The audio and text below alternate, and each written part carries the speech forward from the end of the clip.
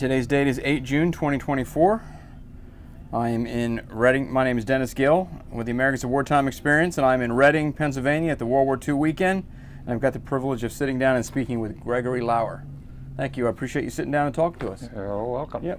If you could just begin by telling us a little bit about who you are. Where were you born, grow up, go to school, that kind of thing. Yeah, I was born in Easton. And Pennsylvania? Yep, Easton, Pennsylvania. And yeah, had a medium income family and everything. Yeah. Had a good time growing up. Loads and loads of kids in my neighborhood when I was young, and so we had a lot of fun with the neighbors and all. And went to high school, went a little bit to college. It wasn't my cup of tea quite. And, right. The draft was breathing down my neck at the time, and so I enlisted. I'll back up a little bit. My favorite thing in high school was playing in the band. Actually, 5 out of the 6 years I was in junior high and senior high. Yeah. I played in the band, so played trombone. But anyway, the draft was breathing down my neck. Right. I figured maybe it'd be best for me to enlist, and maybe I could get the schooling I wanted. Yeah. A possibility maybe I could avoid Vietnam. Well, that worked well. But anyway, I went to basic training in Fort Bragg. Okay. And then I went to Fort Sill, Oklahoma for artillery training. And I was an artillery surveyor. Figure that one out. Okay. In other words, is set up the gun positions, and I'll okay. survey them in. Did get my orders for Vietnam, and went over there, and I was in the 1st Infantry Division they put me into. The artillery unit was 8th Battalion, 6th Artillery. And I got a comment to make. I don't know if you want to edit this out or not, but that an old saying is, scared shitless. Okay. Yes, I know what that means. Went to Vietnam, got off the plane. There was a staff sergeant, tech sergeant there. I said, "What smells?" He says, "Get used to it." And had to be scared shitless, because I it took me a while Right. Yeah. to get my nerves under control. When I found out I was in a infantry unit, I said, this is not what I expected, but I didn't realize that there was so many other things connected with the units and stuff. Wound up going to a town called Lyke and spending my year there. As I said before, I was an artillery surveyor. Got to the base camp where we spent a year, and the artillery surveyors didn't really have a job per se. Most of the gun positions were already surveyed in.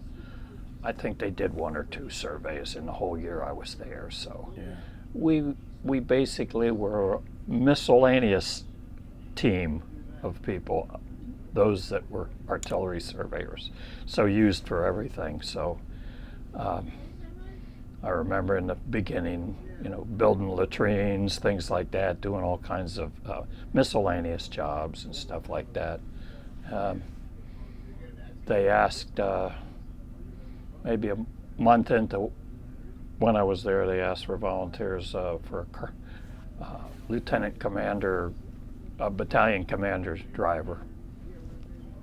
I put my hand up, a couple other people did. I wound up getting the job. So I drove a Jeep and drove my commander around for the year. It's a very interesting job. I got to meet a lot of the high brass and learned a lot about, as much as I could, about the operations that were going on or that were planned, and so forth. So I think I drove for 3 different battalion commanders while I was there. One was just about to leave the country when I started, and then second one was there for 6 months, a little more than that, before he rotated out, and then then a third one. Can I mention names? Sure, absolutely. There was a Lieutenant Colonel John Mitchell. What a guy! What a down-to-earth commander. Yeah, he was excellent. Treated everybody fair and square. Was a real great human being. That's one of the special things I remember. Mm-hmm. And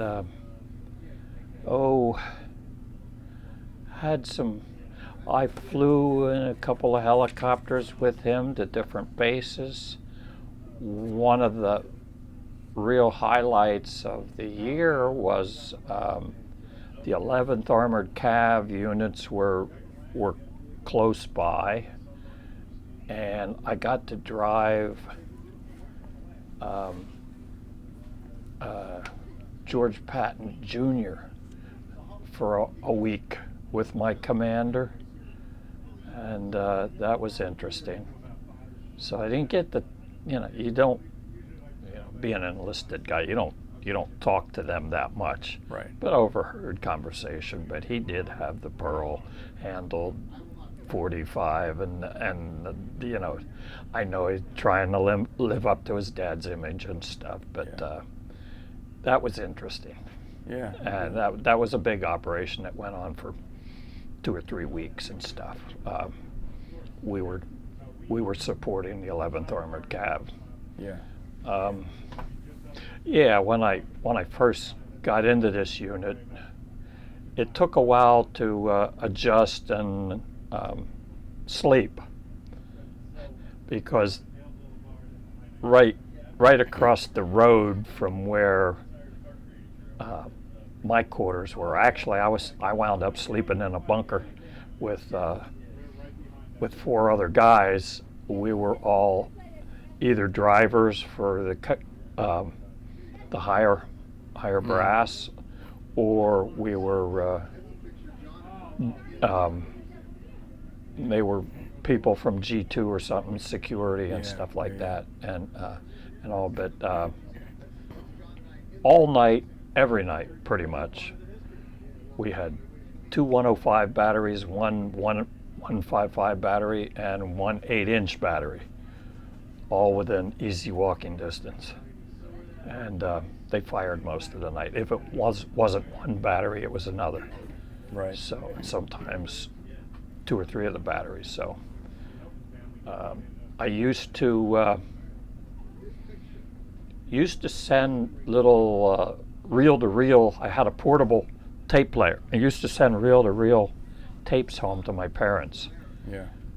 And not realizing what's going on in the background, they thought I was in major battle all the time. I mean, they're hearing these booms and we were underground and the ground's still shaking and everything. So it was it was something.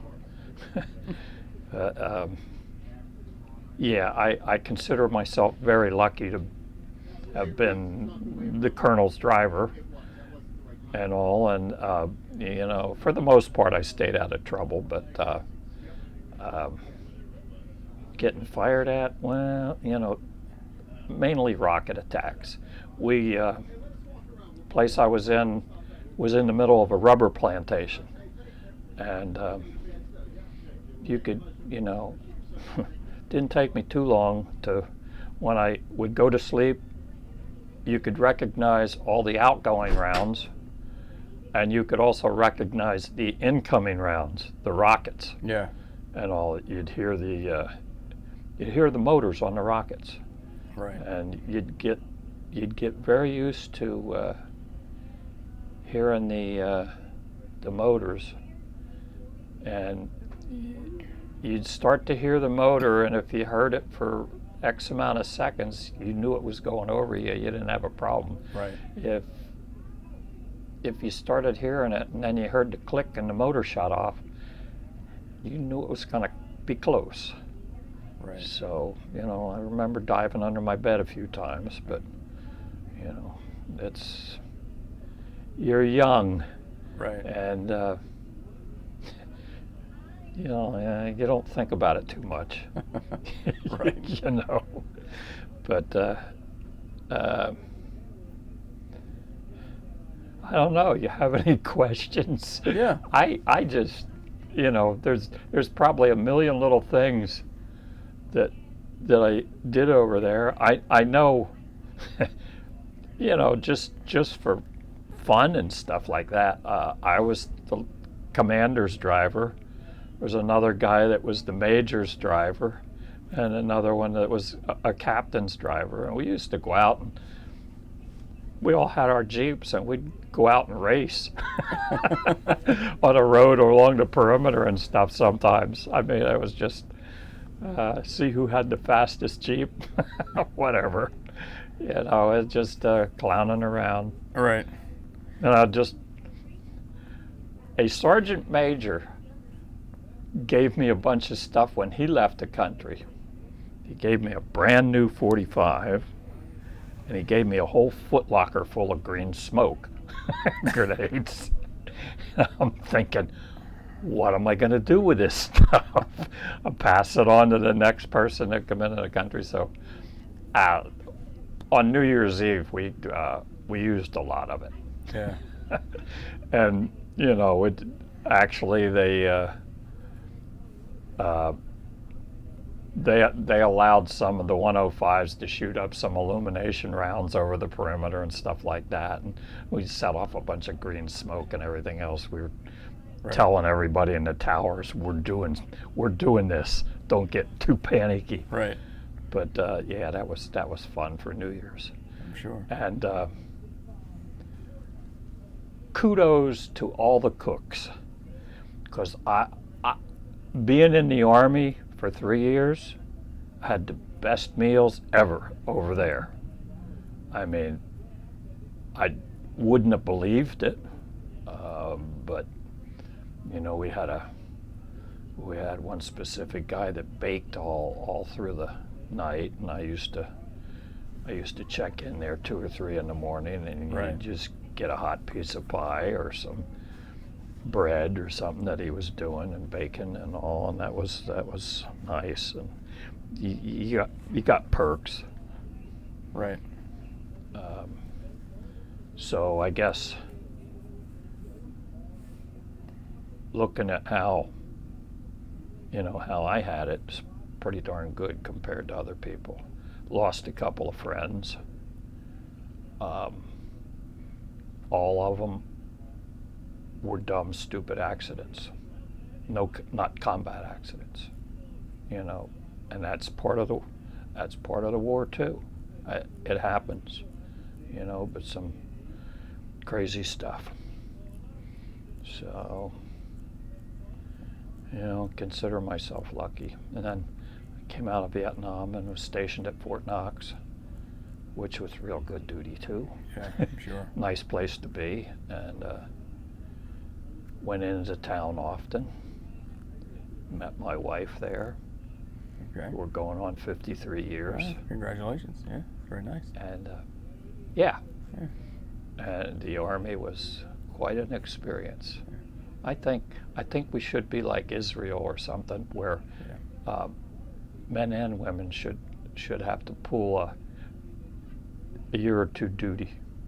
Teaches you an awful lot about people and structure. Yeah. Yeah. You had mentioned, I'm going to rewind a little bit, that you were an artillery surveyor, right? Yes. Now, did you ever do that when you got into Vietnam before you became the driver? Actually, no. You never did. Okay. Never did it over there. Okay. That's what you were trained to do. Yeah, I think they had, like I was saying, they probably had, that I can recall, they had two times where they needed some assistance in serving. Actually, some of the people that were in the batteries, the gun batteries, did a lot of it themselves. Yeah. So, it was just no need for us. The people in my unit, they were spread out doing all kinds of different things. Yeah. Yeah. So, what would be a typical day in your life over there? You become a driver now. What is a typical day like? Yeah, it's well, I had a radio with me, and if I didn't, then those that were on duty through the middle of the night would call me if the colonel needed a driver. I was on 24-hour call, so basically just maintaining my Jeep and going up to S2, S3, and hanging out in the office and doing anything the colonel needed, running errands for him and running errands for some of the other staff up there. Right. I was always pretty busy. Yeah. But, it wasn't a physical job per se. So, yeah, that's pretty much it, and every so often I get to fly with them and go to a different base and somehow acquire a Jeep and drive him around and all, and also, always wanted to know, I kind of looked through some of the, on the internet to see whether this Lieutenant Colonel John Mitchell was still active, whether he stayed in the service for too long. Yeah. I know he was a West Point grad and very intelligent guy, pretty young too, and I don't know. I suspect that he probably didn't stay in the service too much longer. Yeah. He put his time in probably as much as he had to, and maybe left. But always interested in seeing if he got promoted and so forth. Yeah. You mentioned being scared when you got there. Is there a point where that starts to wear off a little bit and you become more comfortable? I mean, there's always a certain level, I guess, of apprehension, but at some point you would think it would pass away a little bit. That first week, not knowing where I was going. Right. You get off the plane in, I think it was Benoit, where the planes landed, in a big, huge facility there that, where you got your orders from and all, and everything. And I think I spent close to a week there before getting orders and all. So very tense. Yeah. For me anyway. And until I put a week or two in, in Like at the base I was in, I was nervous. Yeah. And that was, I was a specialist 4 at that point. Okay. So you where were you? What were your quarters like? You staying in a tent, I'm assuming. Yeah, originally when I got there, they had like kind of like open air screened in barracks is basically. Okay. And you're in there with 20, 30 other guys and stuff like that. So, that's where I was until becoming the colonel's driver, and then they just moved me and a couple other people to this bunker Right. that was next to a newer building that they built for the communications and where the higher staff was during the day. Okay. So originally the bunker that I was in was was a communications bunker. So that got, that was abandoned, and we got it. Okay. Luckily we got it. We Right. didn't ask for it, but Yeah. it was a great place to be. Right. And it was sandbag bunker with a corrugated metal roof, and in between the top of the bunker and the metal roof was a cat. And believe it or not, the cat had slanted eyes, just like Really? the Vietnamese. And I kid with my wife about that. She thought I was crazy until I showed her a picture of the cat. But I felt the cat was skinny as heck. I felt sorry for the cat. I'd bring the cat over some milk every so often or something, a little bit of food, and it would gobble it up. And it didn't take long for the cat to adopt me. Right.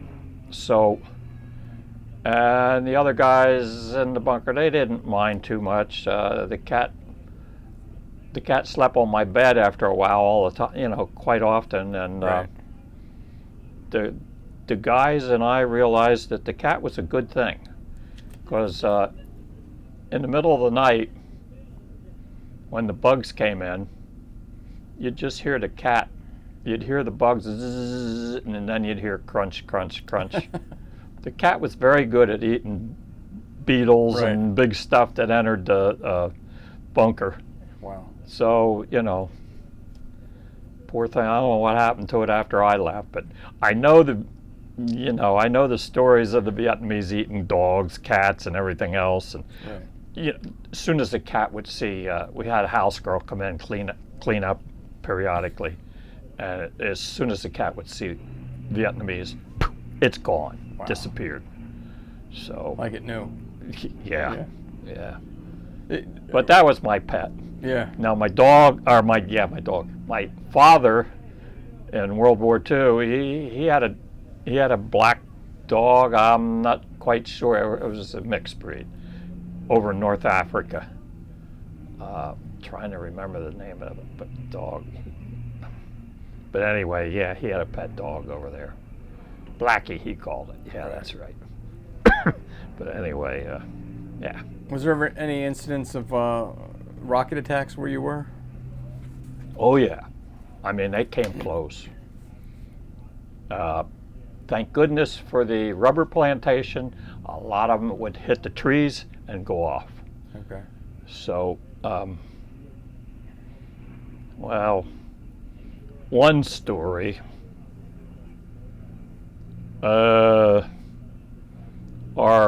Let's see, what rank would he? There was a captain that was in charge of headquarters battery. He was by the book type of guy, not the most popular guy. Anyway, he would have formations every morning, say 8 o'clock, Okay. where, pretty much everybody would be in formation out in front of the mess hall after breakfast, and you get your assignments for the day and so forth. The major and the colonel, I guess, started thinking about, this is not a good idea. I don't know why. All of a sudden they said, we're not doing that anymore. Yeah. Less than a week later, a very large rocket hit that spot. Fate. Yeah. I mean, it blew a hole that was 5-6 feet deep, and it's just about pinpoint where we'd stand for formation. Yeah. That was a real wake-up call. I mean, I never had to stand in formation, but still, a lot of people would have got it. Yeah. So, a lot of Vietnamese worked on the base, which is probably normal for over in Vietnam there, and somebody might have walked things off and measured and said this is happening every day, and filtered it back to the North Vietnamese and so forth. So, I mean, it was less than a week that this happened. That mortar, well, it was a large rocket. I don't think it was a mortar. But right at the time you'd fall out or fall in for formation in the morning. So How did you were you able to keep in touch with home? Write letters or make phone calls? Or? Yeah, wrote a lot of letters, and like I say, a few of the reel-to-reel tapes, the little reels in the day, and a little bit of trauma to the girl I was engaged to, the Dear John. Bad place to be for something like that. Yeah. And took me a while to get over that. Was that common for guys to get those, or? I really don't know. I don't know anybody else at that time that experienced that, but I do remember going to the chaplain on the base and having a talk. Yeah. Helped me a lot. Yeah, good. I was Catholic, and I was religious to a point. Yeah. Beforehand, before I went over there, and after I came home, and got more active in the church and so forth, and all, and like I say, I was played trombone in the band for 5 years, and then didn't play any music or anything. That was left aside for a while, and then let's see, I got out of the Army in 71. 1977, I decided, I'm gonna sing in our church choir in a folk guitar group and stuff. And then a year later, I said,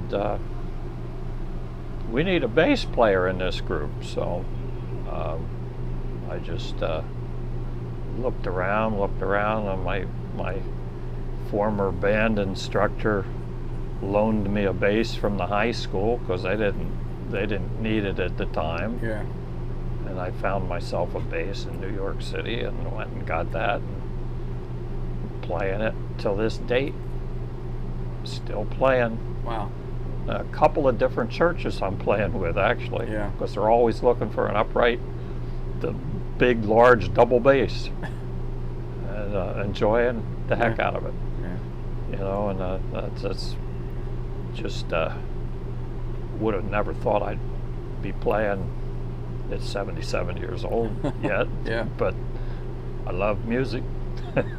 Did you have any downtime while you were there? Any opportunity for R&R or? Yeah, I went to Australia, Sydney. Okay.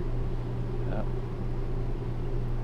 Met a young lady pretty quick and ran around with her for a week. And it was fun. It wound up being wintertime for them. Okay.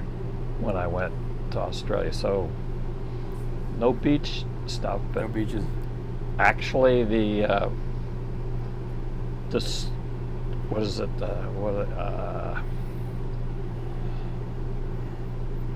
there's a name for the entertainment end of the military, and I forget I actually went skiing. Okay. Left Sydney, took a little flight to a mountainous area and skied. I was pretty good at skiing before I went into service, and that was different. You know? Yeah, I bet. Yeah. And it felt good after being in the warmth and the humidity. I mean, I mind the humidity terribly. So, you know, I remember, well, driving this Jeep, never had a top on the Jeep, so you'd sit and wait for the colonel. He'd, if it rained, it rained. You know, you had jungle fatigues, they dried out pretty quick, and you just got wet. Yeah. And sometimes you got wet a bunch of times during the day, the rainy season and all. So, you know, I sent a lot of clothes and stuff home, and floppy hats and things like that, and they were a little bit stained with the color of the soil and everything else. My mom kind of ticked me off because she threw it all away. She got the packages. She said it stunk. Well, yes, it did, but they were my mementos. Yeah. I got home, nothing. She said, "Oh, I threw all that away." Ah, no. You know, but anyway, yeah, it was. Were you aware? You know, the Vietnam War wasn't very popular in the late '60s and early '70s. No. Were you aware of what was going on in this country as far as? Somewhat. Yeah. Did that have any effect on you guys? Did you have or you just kind of block it out and do your job? Yeah, I pretty much said, I'm here. I need to do this job. Yeah. It doesn't matter to me. I did, you know. I'll deal with it when I get back home. Right. And all. So, you know, we, for the most part, everybody worked pretty much together over there. There was a couple, you know, of course, when you're in a unit like that, there's a couple people that don't pull their weight and are real. Right. You know the words. Yeah. I won't say them. But yeah, it was an interesting educational time, and yeah, I'm glad I didn't get any injuries or anything. And you know, like the captain that wanted formations and all. I think he put in for a Purple Heart, as I heard. He got something a little bit more than a scratch or something, and you know, it's just ridiculous. Yeah. How about drugs? Did you see any of that going on over there? Yeah. Yeah. Was it a major problem where you were, or? Boy, it didn't seem to affect the performances of anybody, but here again, you know, I was removed from the bigger barracks where I call them barracks, as they call them hooches and stuff like that, where 20 or 30 guys were in. You know, I kind of got removed from that pretty quick, so I didn't see a lot, but I know for a fact that they marijuana was pretty readily available and stuff, and I know what they smoke. Actually, they you know, they got me to smoke a couple of times with them, because they just, I forget what the words they called it, but they called me Mr. Straight-Laced and everything else and all that, and they just had to get me high one or two times, you know. So, but yeah, other than that, I don't. You could smell it. You could smell it a lot of times walking past some of these barracks and stuff like that. So, I think the brass let it slide somewhat, you know, as long as everybody performed. Yeah. How about your homecoming? Tell us about that. Parents and all were happy to see me come home. I was just talking about that to my friend Jack, who told me to come here, and you know, I don't recall getting any bad mouth or anything like that when I came home, and Right. as long as I was in my military outfits, and even after Vietnam, and going back and forth from to Fort Knox and all, and it there wasn't any trouble as far as I was concerned. Yeah. Now I know some people there were, and I don't remember seeing protests in the airports and so forth like Yeah. they said. I mean, I know it happens. Yeah. But you didn't experience it. No, I didn't experience it. You keep in touch with it, or did you, or do you keep in touch with any of the guys you served with? No, and I kind of wish now that I would have. Yeah. But I can remember their faces. Most of them I can't remember their names. You had to, well, you have to know. I was the colonel's driver. A lot of the enlisted guys, I think, were afraid to associate with me for fear that I would talk to the colonel, stuff like that. So I was kind of a little bit on my own. That's how I feel anyway. So, yeah, it's not like I had a whole lot of camaraderie with any particular person. Yeah. What is something you remember most about your time over there? In Vietnam? Yeah. Well, I enjoyed the battalion commander so much, talking to him and all. And actually, another highlight over there was at Christmas time. I mean, some officers and all from one of the other units that were on the base advertised like 2 months before Christmas. They wanted to get a choir together and entertain the general and staff and so forth on the base. And I never sang in a choir in high school or anything like that. So I said, I got a pretty decent bass voice, so I'll see what this is all about, and joined them. And that was fun. Right. I mean, we practiced on and off for a month and a half or so, and they had an organist and a bunch of guys from all the different units on the base. You know, we sang at Christmas, and that was it. Right. Then just we all disappeared, and then when I got back to Fort Knox, same thing happened. So I joined the choir again, and we did something in downtown Louisville. That wasn't military related. Right. Well, we represented the military, but it was at a civilian function. Okay. And all, and that was pretty cool too. Yeah. And that started me on my musical career again. Yeah. You briefly talk about what did you do at Fort Knox? Still had the Artillery Surveyor MOS. Yeah. They needed clerk typists, Okay. so never typed ever. went to the school on base and took up typing, and I did all right.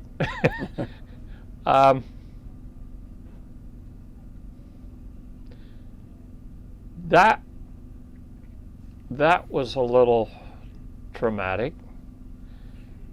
because I typed out the orders for the firing squads for all the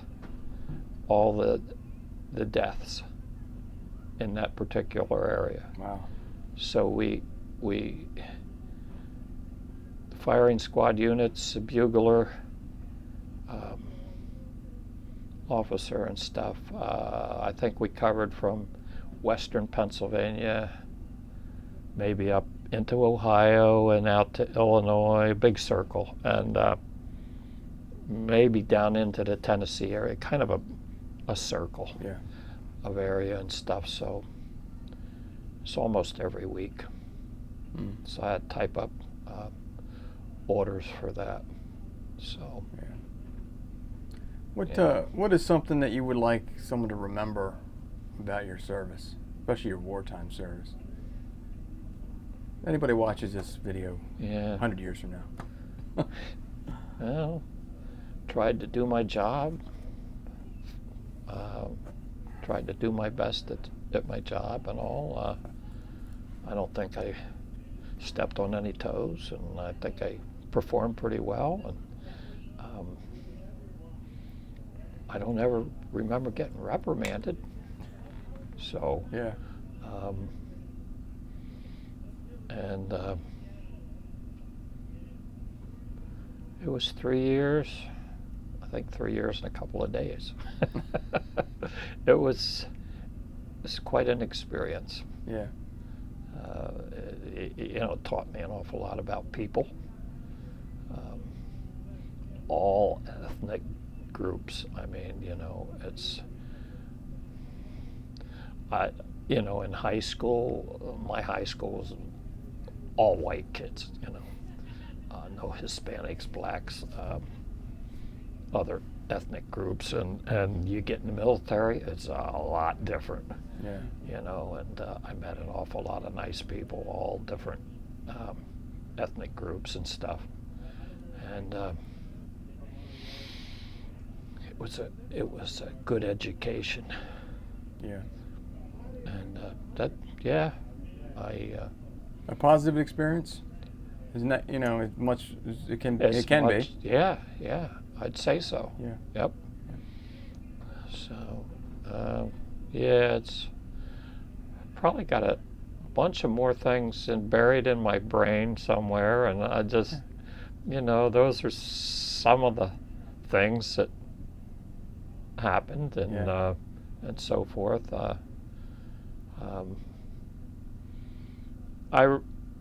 Another thing, we had a little laundry that was like pretty close to my my bunker and stuff. We'd take our stuff over there to for the laundry service and all. And I don't know how old this girl or lady. She looked like she was 16, but she's probably a lot older than that. I mean, Vietnamese are so tiny. Yeah. And all, but she took a liking to me, and she'd kid around with me and everything. As good as her English was, and she was trying to teach me Vietnamese, but I didn't do too well there. And she'd get crazy with me sometimes, and jokingly she'd pull out this big knife and chase me around the laundry building and stuff, just as a joke, and stuff. And, some of the other guys would, whoa. But that I just remember you'd get your fatigues back and stuff, the jungle fatigues. You'd get them back, and you could stand them up against the wall. They were starched so heavily. Right. I mean, it's like you had to break them apart just to get your legs in them for the pants and stuff. But I guess they were clean and disinfected and whatever. Right. But she was crazy, and I kind of wondered whatever happened to a couple of the people that worked there. When everything transitioned back to communism and stuff. So I don't know. They were pretty pro-American, that's for sure. So. Well, unless you have anything else. No, you said talk, so I did. Yeah, you did. Yeah, I appreciate that. It's a good story. Okay. Well, sir, on behalf of the Americans in Wartime Experience, thank you. I do appreciate you taking some time out of your day here at the World War II weekend. Sure. And more importantly, thank you for your service. Well, you're welcome. Thank you. Okay.